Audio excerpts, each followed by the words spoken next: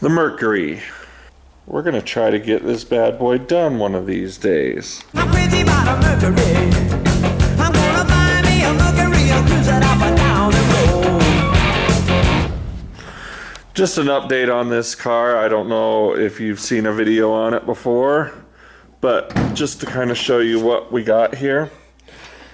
We got a Boss 429 out of a 69 Mustang in this car. We have a TCI, total cost involved, Mustang 2 front crossmember, coilovers all the way around, 4-link with the Art Morrison, Johnny joint rear end. We have AC, we have serpentine, we have oil coolers, we got trans coolers, we have Hydro Boost brakes, we have a C6 transmission that we got from Cove, a gear vendor overdrive behind that C6, had all the chrome redone, all the stainless redone. It's a Sun Valley, so it comes with this clear roof that we've replaced. This is a new one that we got, and I haven't taken the cover off of it because it's just too easy to scratch. All new glass, front rear windows all new. Got the super clear. I've been going through all the window regulators, trying to put all the trim on, window seals, which have been an absolute disaster. This window came out 7 times because we had an issue with this lower trim. We were able to get that from Brownie Auto Salvage. The wing window seals aren't exactly right. They're supposed to have a metal plate inside that you could screw into, and it doesn't, so I still haven't decided how I'm going to attach that. But got the door latches in, most of the dash is built, power windows working. This was the only year for 6 volt on their power windows. I restored the whole dash, even redid the inside of the radios and clock to match the colors. This is our under dash unit, Mustang style. I did it column. Has the factory electric window system because the rear quarter windows are extremely weird how they roll down. Headliners in. Seats I hope to see someday. Carpet I hope to see someday. Has to all be custom done. But we're using the original seats. I just moved them back because he's a normal height guy like me, 6'4".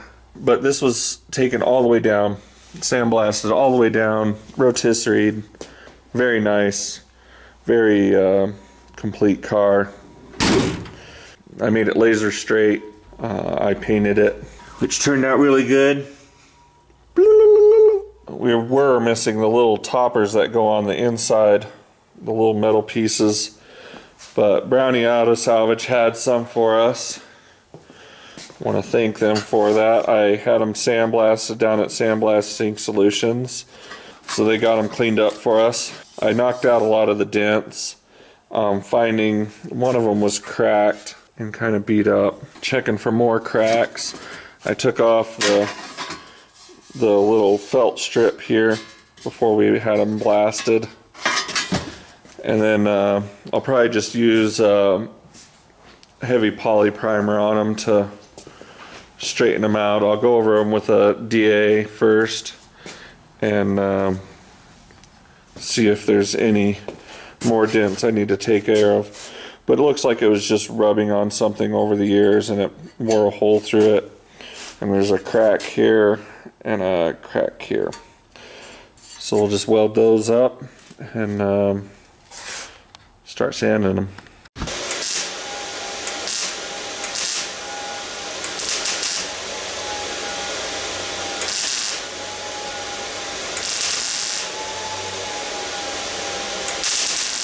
So when you're welding on something small like this, of course it's really thin metal, but you really need to get that weld nice and hot. With a crack, sometimes it's hard to see the end of it or something like that, and you don't want it to crack again. So you really need to melt that metal and get it in there, you know, so it's not just sitting on top. If it's sitting on top, by the time you get it ground down, it's the crack's either still there or it's just going to crack again. There's our welded up and cleaned piece. You can see it, you know, went through, and hopefully that doesn't mess with the fitment. If it does, we'll just have to grind it out. Next thing I need to work on is our tail lights, where our primer is drying on some other stuff. What usually happens with tail light pigtails is the covering will split right where it bends. You can kind of see there where the covering has just split off of the wiring. I have to do this on every car. I'll pull out the wire all the way out of it. Sometimes if I can take this cover off and I'll just reheat shrink over it if the wiring's still good, and then I can stick a new leader on the back. Or if it's really bad, I can come up right at the end here where it's got its little connector and cut that and solder it to a new wire and put it together. If I could find these little ends that would crimp on, then I could just use a new piece of wire, crimp on the new end. But I haven't been able to find these little guys. If you have a source on those, put it in the comments, please.